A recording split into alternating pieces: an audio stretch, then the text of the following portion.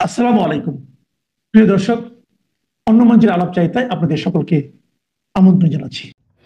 বাংলাদেশে ফেব্রুয়ারির নির্বাচন নিয়ে দ্বন্দ্ব জোর কদমে শুরু হয়েছে বিভিন্ন রাজনৈতিক দল ও পরাশক্তির বিভিন্ন দেশের মধ্যে। আমেরিকা চাইছে দ্রুত নির্বাচন দিয়ে বিএনপিকে ক্ষমতায় বসাতে, যাতে বিএনপি বাংলাদেশে আমেরিকার স্বার্থ সুনিশ্চিত করতে পারে, এবং ইউনূসকে দিয়ে নির্বাচনের ঘোষণাও তাই করে দিয়েছে। অন্যদিকে চীন চায় না এই নির্বাচন হোক, তারা জামায়াতকে দিয়ে নির্বাচনের বিরোধিতা শুরু করে দিয়েছে। আর ভারত বলেছে আওয়ামী লীগকে বাদ দিয়ে নির্বাচন করা যাবে না। এনসিপি দল এই প্রশ্নে দুভাগ, এক ভাগ ফেব্রুয়ারিতে নির্বাচন চায়, তারা আমেরিকার সঙ্গে, আর এক ভাগ ফেব্রুয়ারিতে নির্বাচন চায় না, যারা চায় না তাদের 8 সদস্যের প্রতিনিধি দল চীনে গেছে, তারা চীনের সঙ্গে। চীন সফরে আছেন দেশের সেনাপ্রধান। এদিকে এসসিও বৈঠকে যোগ দিতে ভারতের প্রধানমন্ত্রী জাপান ঘুরে চীনে যাচ্ছেন। জাপান চায় ইনক্লুসিভ ইলেকশন, অর্থাৎ সেখানে আওয়ামী লীগকেও সেখানে রাখতে। রুশ প্রেসিডেন্টও যাচ্ছেন চীনে। বাংলাদেশ নিয়ে পরাশক্তির লড়াই তাহলে জোরদার শুরু। এই পরিপ্রেক্ষিতে প্রশ্ন উঠছে, ফেব্রুয়ারির নির্বাচন কি হবে? আওয়ামী লীগের বা কি ভবিষ্যৎ? বাংলাদেশে ফেব্রুয়ারি 2026 নির্বাচনের প্রশ্নে আঞ্চলিক ও আন্তর্জাতিক পরাশক্তিদের মধ্যে তীব্র প্রতিদ্বন্দ্বিতা শুরু হয়েছে। এই প্রতিদ্বন্দ্বিতায় মূলত 4টি মূল পক্ষ: মার্কিন যুক্তরাষ্ট্র, চীন, ভারত এবং রাশিয়া। প্রতিটি দেশই বাংলাদেশের ভবিষ্যৎ নির্বাচনের মাধ্যমে নিজেদের কৌশলগত স্বার্থ সুরক্ষিত রাখতে চায়। আমেরিকা দ্রুত নির্বাচনের পক্ষে রয়েছে এবং চাইছে বিএনপি ক্ষমতায় আসুক। মার্কিন যুক্তরাষ্ট্র ইন্দো প্যাসিফিক কৌশলের অংশ হিসেবে চীনা প্রভাব মোকাবিলায় বাংলাদেশে আমেরিকার অবস্থান শক্তিশালী করতে চায়। চীন বাংলাদেশের বর্তমান রাজনৈতিক পরিস্থিতিতে নির্বাচন চায় না। পরিবর্তে চীন জামায়াতে ইসলামীকে সমর্থন দিয়ে, এনসিপির একটি গোষ্ঠীকে সমর্থন দিয়ে নির্বাচনের বিরোধিতায় নামিয়েছে।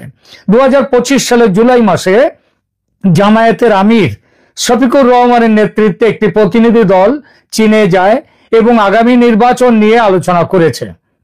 চীন এভাবে বাংলাদেশের বিভিন্ন রাজনৈতিক দলের সাথে সম্পৃক্ততা বাড়িয়ে নিজের প্রভাব বিস্তার করছে। ভারত স্পষ্ট করে জানিয়েছে যে আওয়ামী লীগকে বাদ দিয়ে নির্বাচন হলে সে নির্বাচন গ্রহণযোগ্য নয়। শেখ হাসিনার পতনের পর ভারত বাংলাদেশ সম্পর্কে উল্লেখযোগ্য অবনতি ঘটেছে। ভারতের অবস্থান হলো কোনো নির্দিষ্ট রাজনৈতিক দলকে সমর্থন না করলেও আওয়ামী লীগের মতো ধর্মনিরপেক্ষ শক্তির অংশগ্রহণ তার প্রথম পছন্দ। বাংলাদেশের নির্বাচনী পরিস্থিতি আঞ্চলিক ক্ষমতার ভারসাম্যে ব্যাপক প্রভাব ফেলবে। চীন আমেরিকা প্রতিদ্বন্দ্বিতায় বাংলাদেশ গুরুত্বপূর্ণ অবস্থানে রয়েছে এবং এই নির্বাচনের ফলাফল দক্ষিণ এশিয়ার ভূ রাজনীতিতে নতুন মাত্রা যোগ করবে। বর্তমান পরিস্থিতিতে বাংলাদেশে স্থিতিশীলতার চেয়ে অনিশ্চয়তা বেশি। আন্তর্জাতিক পরাশক্তিদের প্রতিদ্বন্দ্বিতা, অভ্যন্তরীণ রাজনৈতিক বিভাজন এবং সংস্কারের দাবি, এই সব কিছু মিলে বাংলাদেশের রাজনৈতিক ভবিষ্যৎ একদম জটিল হয়ে উঠেছে।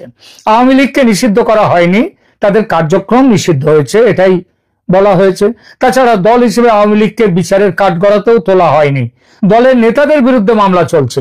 এই পরিস্থিতিতে আওয়ামী লীগকে বাদ দিয়ে নির্বাচন করলে শেখ হাসিনার বিরুদ্ধে যে অস্বচ্ছ নির্বাচনের অভিযোগ উঠেছিল আগে, সেই একই অভিযোগ আরো বড় করে এবারও উঠবে। আওয়ামী লীগকে প্রতিদ্বন্দ্বিতার সুযোগ না দিলে ভারতও ফেব্রুয়ারিতে ভোটের বিরুদ্ধে যাবে, যেভাবেই হোক নির্বাচন আটকাবার চেষ্টা করবে। আওয়ামী লীগের কার্যক্রম নিষিদ্ধ হয়েছে সেটা ঠিক, কিন্তু দল তো নিষিদ্ধ দলের বিরুদ্ধে তো কোনো অভিযোগ নেই, এটি সত্য, এবং দলের নেতাদের বিরুদ্ধে মামলা চলছে। পুরো দলকে বিচারের কাঠগড়ায় তোলা হয়নি। এই পরিস্থিতিতে আওয়ামী লীগকে প্রতিদ্বন্দ্বিতার সুযোগ না দিলে নির্বাচন আবারও অস্বচ্ছ ও একপাক্ষিক বলে আন্তর্জাতিকভাবে অভিযোগ উঠবে, যেমনটি শেখ হাসিনার নির্বাচনে উঠেছিল। তাই ভারতও আওয়ামী লীগকে বাদ দিয়ে ফেব্রুয়ারি নির্বাচন হলে সেই নির্বাচনের বৈধতা নিয়ে প্রশ্ন তুলবেই। সুতরাং ফেব্রুয়ারির নির্বাচন আটকে যাওয়ার সম্ভাবনাটা কিন্তু খুবই বাস্তব।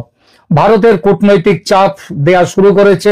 ভারত সাফ জানিয়েছে আওয়ামী লীগ ছাড়া নির্বাচন বাস্তবসম্মত নয়, তাই দলটির কার্যক্রম নিষিদ্ধ থাকলে ভারত সে নির্বাচন মেনে নেবে না। ভারত ছাড়া ইংল্যান্ড, জাপান, অস্ট্রেলিয়া এবং ইউরোপীয় দেশগুলোর কয়েকটা দেশও আওয়ামী লীগ দল ছাড়া অন্য দল ছাড়া ভোট যদি হয় সে ভোট মানবে না। আওয়ামী লীগ, বিএনপি, জামাত সবগুলো পক্ষের অংশগ্রহণ ছাড়া সত্যিকারের প্রতিদ্বন্দ্বিতা হবে না, হলে আন্দোলন, সহিংসতা আবার নতুন করে বাড়বে। নির্বাচন পিছিয়ে যেতে পারে। ভারতের বিরোধিতায়, আন্তর্জাতিক চাপে ও অভ্যন্তরীণ অস্থিরতার কারণে নির্বাচন স্থগিত হতেই পারে। খুবই সম্ভাবনা দেশি বিদেশি শক্তিগুলোর মধ্যস্থতায় নির্বাচন নিয়ে নতুন সংলাপ হতে পারে, যেখানে আওয়ামী লীগের কার্যক্রম পুনর্বহাল বা অংশগ্রহণ নিশ্চিত করার চেষ্টা হবে। বিরোধী দলসমূহের সরাসরি আন্দোলন, নির্বাচন কমিশন বা অন্তর্বর্তী সরকার চাপের মুখে রাজনৈতিক সমঝোতার হাত বাড়াতে পারে, না হলে দেশ অঙ্গচ্ছেদের মুখে পড়তে পারে। ভারত কিভাবে বাংলাদেশের নির্বাচন বন্ধ করতে পারে? ভারতের কাছে বাংলাদেশের নির্বাচন প্রভাবিত বা বাধাগ্রস্ত করার বিভিন্ন কার্যকর উপায় রয়েছে। এগুলো প্রধানত কূটনৈতিক, অর্থনৈতিক ও নিরাপত্তা চাপের মাধ্যমে প্রয়োগ করা যেতে পারে। হ্যাঁ, নিরাপত্তার চাপ মানে আরো ভালো করে বললে সামরিক চাপ। অর্থনৈতিক চাপ, বাণিজ্যিক অস্ত্র এটা নিষেধাজ্ঞা ও পরিবহন বন্ধ, ভারত ইতিমধ্যেই সেসব কাজ শুরু করে দিয়েছে। ট্রান্সশিপমেন্ট ফ্যাসিলিটি বন্ধ করে দিয়েছে। মে মাসে ভারত $770 মিলিয়ন বাংলাদেশি পণ্যের আমদানি সীমিত করেছে, যা মোট আমদানির 42%।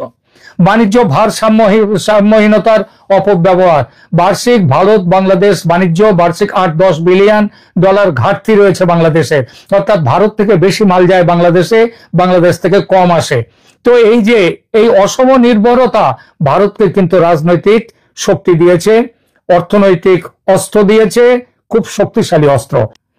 ভারত আওয়ামী লীগ ছাড়া নির্বাচনকে গ্রহণযোগ্য নয় বলে দাবি করেই দিয়েছে।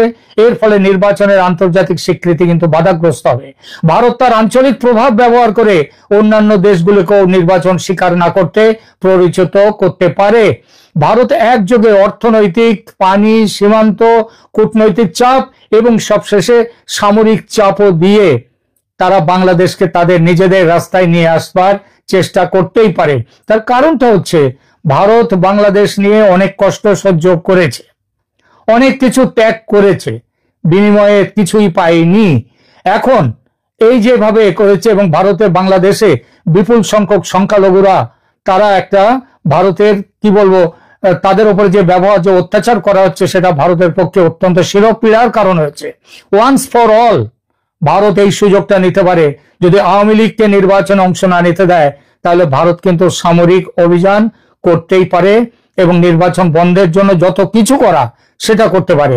সুতরাং বাংলাদেশের সামনে ভারত এইবার সহজভাবে মেনে নেবে না এই নির্বাচনে আওয়ামী লীগকে ছাড়া যদি নির্বাচন করা হয়।